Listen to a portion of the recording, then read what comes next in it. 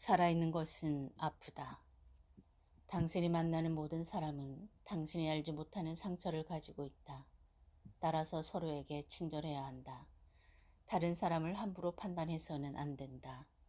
누구나 저마다의 방식으로 삶을 여행하고 있기 때문이다. 우르무어를 사용하는 파키스탄과 인도 무슬림 문화권에서는 상대방에게 인사를 할 때 캬 할해라고 묻는다. 너의 할이 어떠한가라는 뜻이다. 이때의 할은 흔히 상태를 의미하지만 본래는 현재 가슴의 상태를 가리킨다. 지금 너의 가슴은 어떤 상태인가 라고 안부를 묻는 것이다. 얼마나 많이 벌고 얼마나 일이 많고 얼마나 넉넉한가를 묻는 것이 아니라 한 인간 존재가 다른 인간 존재에게 지금 너의 가슴에 기쁨이 있는가, 너의 영혼에 생기가 있는가 하는 물음이다. 북인도 바라나시의 뒷골목에 내가 종종 가는 찻집에 있다. 작고 허름하지만 짜이 맛이 좋아서 현지인뿐 아니라 외국 여행자들도 북적인다.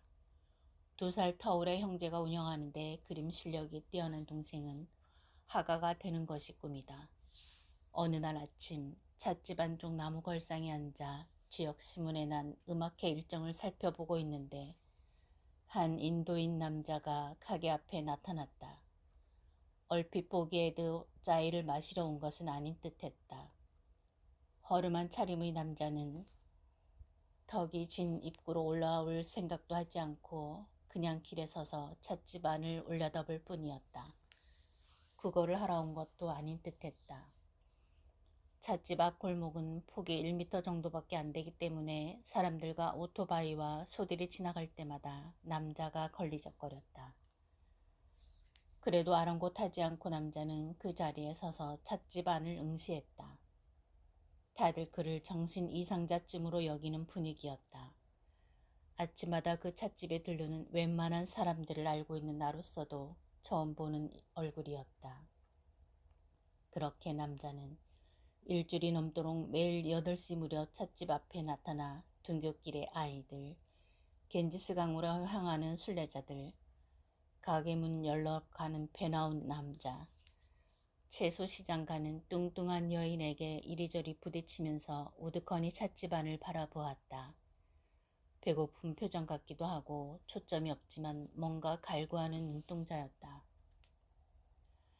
마침내 내가 신문을 접고 남자에게 다가가 카할해 하고 인사를 하자 그도 카할해 하고 반응을 보였다. 내가 힌디어로 이름을 물으며 어디서 왔느냐고 물으니까 뜻밖에도 그는 영어로 대답을 했다. 어느 정도는 학교 교육을 받은 사람이었다. 동네 주민이 아니라 도시의 다른 지역에서 흘러온 사람이었다. 나는 그에게 짜이 한 잔을 건네며 날마다 그곳에 오는 이유를 물었다.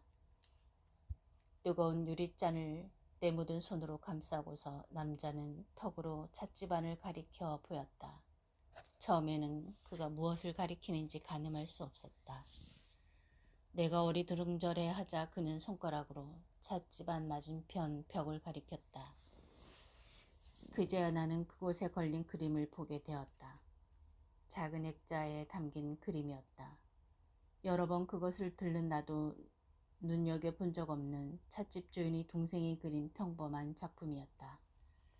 가느다란 선의 옅은 푸른색과 갈색 물감을 번지도록 칠한 그림 속에서 사리를 입은 여인이 2팔로 갓난아이를 공중에 들어올리며 사랑 가득한 눈으로 바라보고 있었다. 그림을 응시하는 남자의 눈과 물기가 어려 있었다. 초점 없는 눈처럼 보였던 것은 그 물기 때문이었다. 짜이를 마실 생각도 하지 않고 남자는 자신에게도 그림 속 여인 같은 아내와 아이가 있었다고 중얼거리듯 말했다. 그가 과거형어로 말하는 데는 이유가 있었다. 아내와 아이가 1년 전 자동차 사고로 죽은 것이다. 충격을 받은 그는 떠들며 살았고 그러다가 우연히 찻집에 걸린 그 그림을 발견하고는 날마다 그곳에 와서 몇 시간이고 물기 맺힌 눈으로 바라보게 된 것이다. 자신의 아내가 아이를 공중으로 들어올리며 행복하게 쳐다보는 모습을. 살아있는 것은 아프다. 고통은 한계를 넘을 때 스스로 치유제가 된다고 하는데 그 한계는 어디까지일까? 어쩌면 우리는 신의 존재를 믿는 것이 아니라 다만 신에게 의지하고 있는 것인지도 모른다.